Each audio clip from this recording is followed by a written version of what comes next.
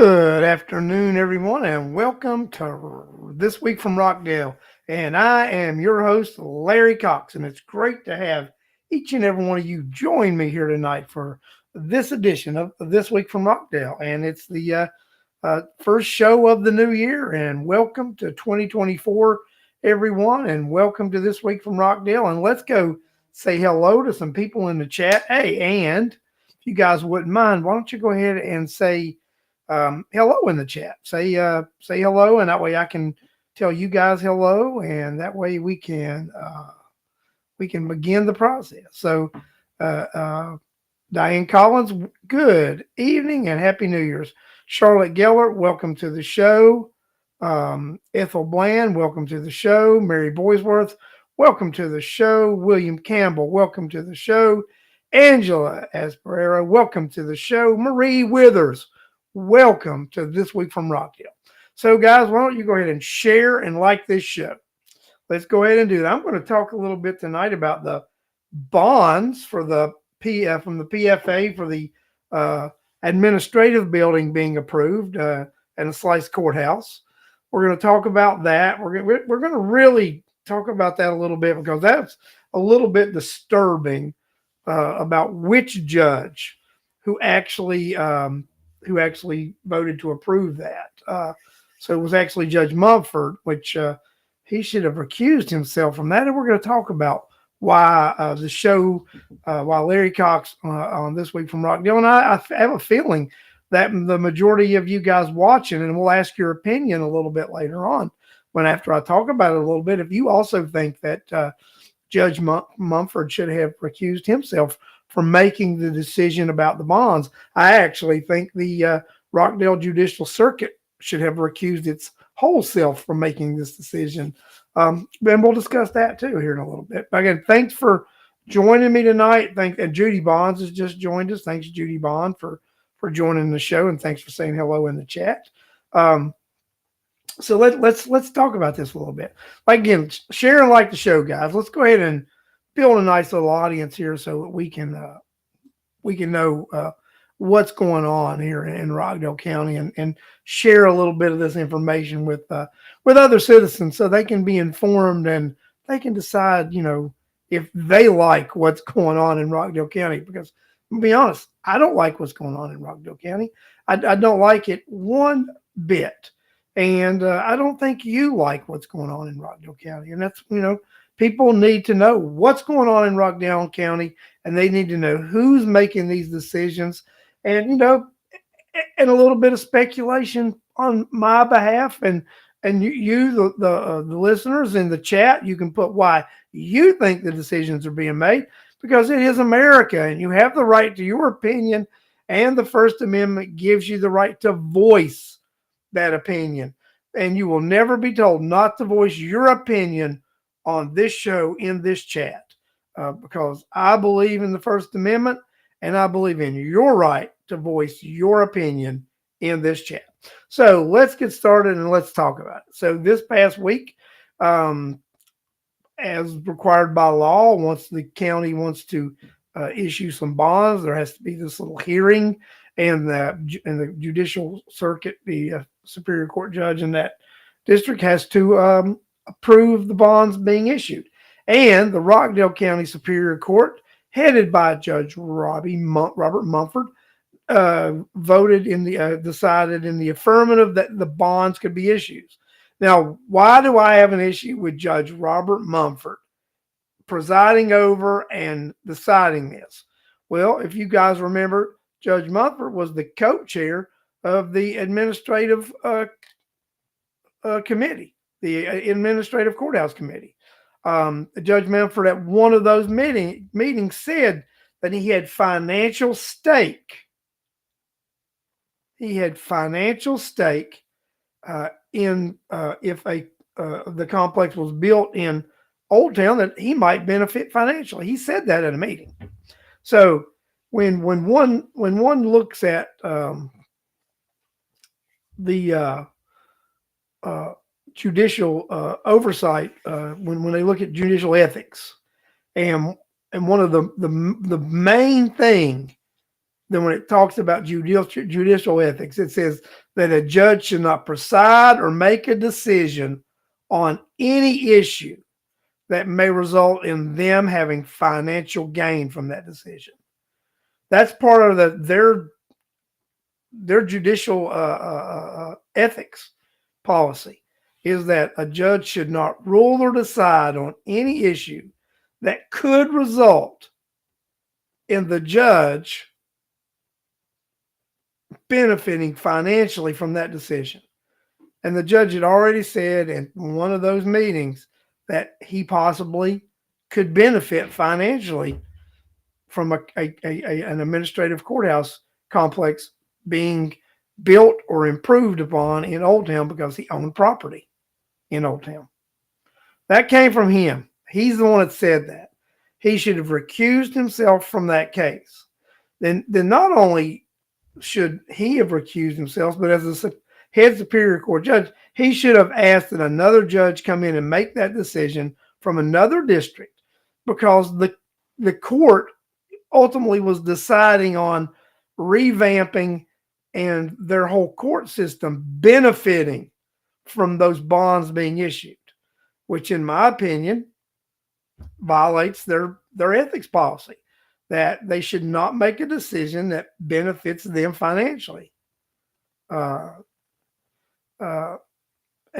that's ridiculous. Charlotte, he is a sitting judge, and as a sitting judge, he can't make a decision that's going to impact his future as a sitting judge. He can't make a decision because that violates his ethics, their ethics policy, not to make a decision that impacts them directly, whether it's present or future. He violated his ethics policy. So, but here in Rockdale County, they don't care if they violate an ethics policy. It's very apparent they don't care if they lie, steal, or cheat, or steal. Let's take, for example, the current chairman, Oz Nesbitt. When Oz Nesbitt was first held office as for post one commissioner, Oz Nesbitt signed a document saying he owed no back taxes, when in fact he owed back taxes. Georgia state law prevents you from holding office if you owe back taxes. But Oz Nesbitt signed a document saying he owed no back taxes. And for the first 4.5 years that he held office in Rockdale County, he had those tax liens and owed taxes in Rockdale County. So if we would have went by the letter of the law at the time Oz Nesbitt was elected, he should have never been able to serve in that position as post one commissioner. And he violated the law. So why isn't it being prosecuted now? For he violated his oath of office and he violated Georgia law by signing that oath, saying that he did not owe taxes and holding office while he was in violation of that oath and in violation of Georgia law. But so we look here, there's a pattern in Rockdale County. Then let's even go Sherry Washington. She was debarred, the Georgia bar through she's no longer allowed to practice. She was debarred, no longer allowed to practice law in the state of Georgia because of ethic things, because of unethical things that she did as an attorney while serving the citizens here in Rockdale County. Now there was a commissioner in Clayton County who got drunk and passed out in the parking lot, and they fired her for that. But yet we've got a commissioner that can steal your money as a private, in her line of profession, and that's okay because the commission said it wasn't their business.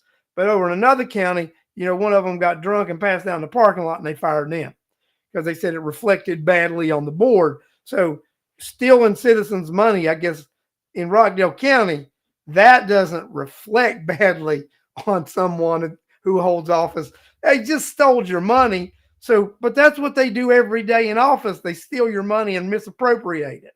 So that's just par for the course for elected officials here in Rockdale County, doing unethical things, violating ethics policies, and just doing what they want with your monies. So what's what I find ridiculous about it. So we talk about, let's talk about what they intend to do in Old Town. So they intend to build, like we talked about, $140 million project.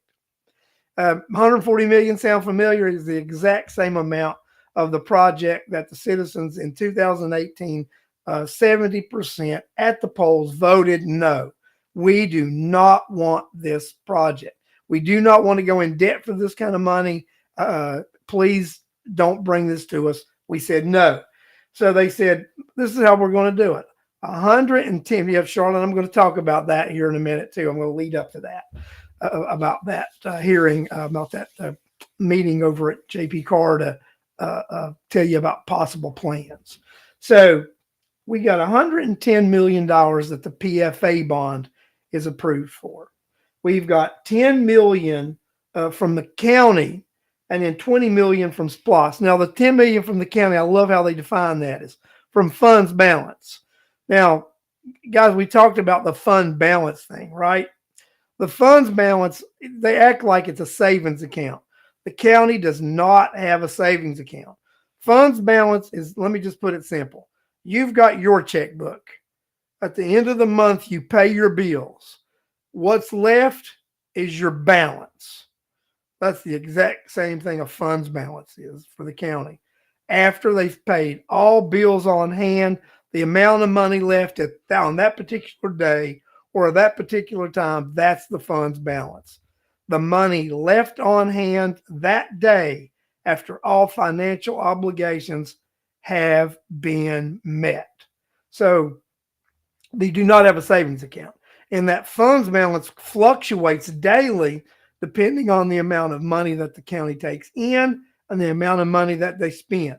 So when they talk about the county spending the $10 million, or the additional monies, because we're going to talk about the 140, that's just a guess.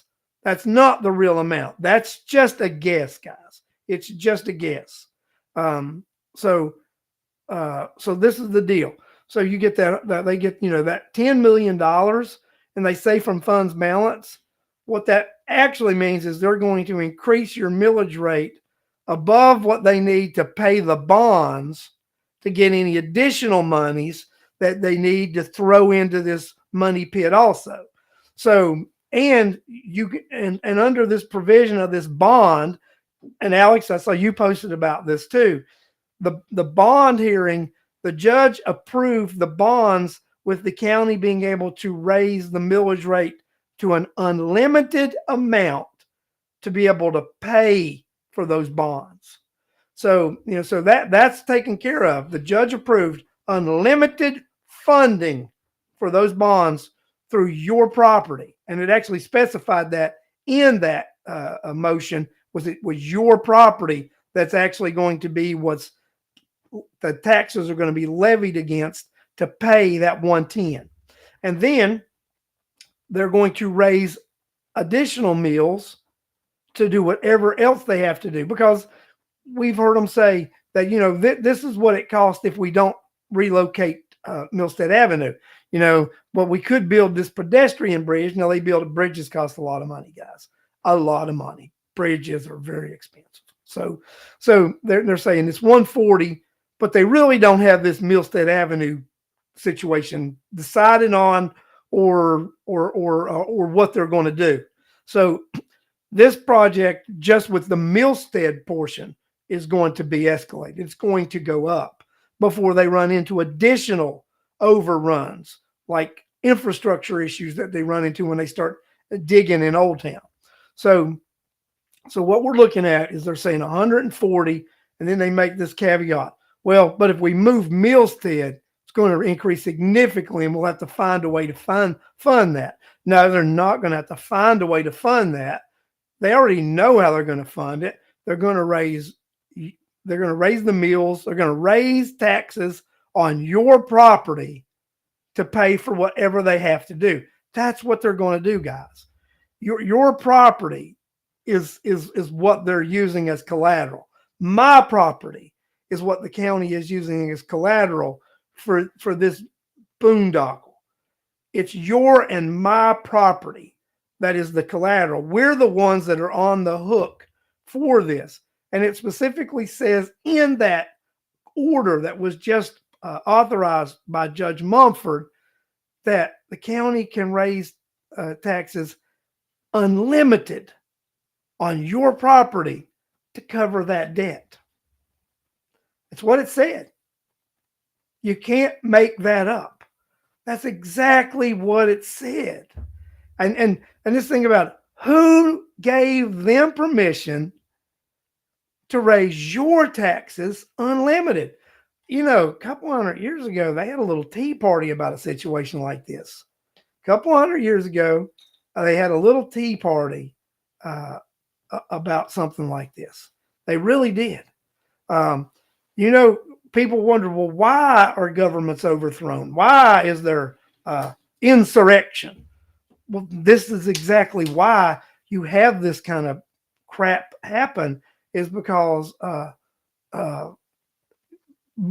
government elected officials can't help themselves and they stick their hands in your money, and they feel so willy-nilly about sticking their hands in your money, then they don't care about obeying or abiding by their own ethics rules. Judge Mumford openly said, I'll financially gain from this complex being in Old Town. I will personally financially gain from this. Sherry Washington has pilfered money from clients and not provided services, just stealing outright, and has financially gained. Oz Netherland should have never held office in the first place. He violated Georgia law by holding office and owing back taxes and then lying on an affidavit about it. So we're talking about people who already have distributed unethical behavior. So why should they start having ethics and care now? And why will they tell you the truth? They won't. And they don't. And you, the citizens, and several people have said right now, vote them out. 1,000%. Vote them out. You can't continue to vote for these people for office. And that is what we've got to do. We've got to say enough is enough, and we've got to vote these people out of office. So Charlotte had mentioned earlier that they're going to have a little meeting over at the they're going to have a little meeting over at JP Carr, and it's going to be on the 17th, January the 17th, from 6 to 7 p.m. And they're going to show you some possibilities of what may be built and what may be upgraded over there in Old Town. And this thing about it, guys, we're still talking about the possibilities of what maybe they're going to do, but yet we've already funded or partially funded ifs and what ifs and possibilities. Nothing should have ever been funded unless we had a definite plan, definite drawings, a definite, this is what we're going to do. How can we fund something that we don't know what it is when all we've done is we've just gave them the credit limit. Credit limit was $140 million a few years ago. We've incurred more debt since then, so that the credit limit was probably 110, which is what they could bond, and then the rest of it they're just going to tax you and I out the yin yang, because the SPLOST is really a tax. It's a pre-tax. So the $20 million, that's not free money, guys. That's your money. That's tax money coming to you. The other $10 million, which will end up being another $100 million, is actually your tax dollars, and it's levied against your property. This is absolutely ridiculous and absolutely out of control, guys. It is just crazy. It's just crazy, guys. We've got to do something about what Alex says. I want to read this, okay? Who gave them permission? They gave themselves permission with a monopoly on force. That's exactly the truth, Alex. They gave themselves permission because we elected individuals with no self-restraint and with no moral compass. These individuals have no self restraint and no moral compass. When you put people in office who have no self restraint and no moral compass, this is what you get. And I'm going to throw another one in this mix. And a lot of people don't like it when I throw him in there, but Brian Strickland is as much to blame with this nonsense as anybody else because he is the author and the orchestrator of this stupid PFA legislation. It actually is. So, I mean, I texted him about this the other day, emailed, no response. That weasel screwed Rockdale County as he was leaving to go represent his new district. Let me tell you, word on the street, he's going to run for attorney general in 26, then try to run for governor after that. I'm going to be one person who fights that asshole's ascension to power the whole way because he didn't do anything but screw Rockdale County, and I am not going to support him. But let me tell you, I know Brian Strickland personally. If Georgia would have been a Democrat, he's a liberal and he's a Democrat. I mean, I know I usually don't talk party politics on here or whatever, but that's just the fact. He's not a Republican. He's not a conservative. And this piece of legislation proves that he's not a conservative. So that's just throwing that out there. Brian Strickland is bad for Georgia. Throwing it out there. Brian Strickland, bad for Georgia. So throwing that out there. I had to get that off my chest. Sometimes, guys, I just say things. Sorry, didn't mean to just say things. So I have ranted and raved about that enough. So I am going to tell you guys a couple other things before I get off. My yard signs came in. So if you guys want a yard sign, go to votelarrycox.com. There'll be a page on there about, getting a sign, volunteering. So go ahead and please ask for signs this week. We will deliver signs, put them up, and we're going to log them because we want to go back and get them. Because anytime I've ever been involved in my campaign or any other campaign, and I have put yard signs out, I have always retrieved those signs within a couple of days after the election. So if you want a yard sign, please reach out to us. And I want to I want to start putting some signs out there in the county and doing some things. And I need your help because if this Board of Education race is very important because the majority of the taxes levied against your property is levied by the Board of Education. And I'm running for that Board of Education, for your Board of Education to be your voice. Really all I'm going to talk about that tonight, but I appreciate your continued support. And I appreciate everything that the rest of you guys do here in Rockdale County to fight this conspiracy and this bad stuff. And Kelly, I'm gonna put this up. What Kelly just put. This is crazy. And we have 250 acres zone agriculture. Now, since my lawsuit I won, he will go after me on taxes. So yep, and I believe that, and that's probably going to happen. And that's just terrible. So, guys, I want to thank you for joining me tonight. Keep this show to 30 minutes or less like I want to. I want to thank each and every one of you for joining me. Again, votelarrycox.com. Go ask for a yard sign. We'll deliver it to you this week. I thank each and every one of you for everything you do to help bring awareness to what's going on in Rockdale County. And just hope that each and every one of you know what you can do. So thanks, guys, and see you next week on This Week from Rockdale, and we'll see what kind of nonsense that we can talk about and what kind of trouble we can get into. Again, till next week, see you here.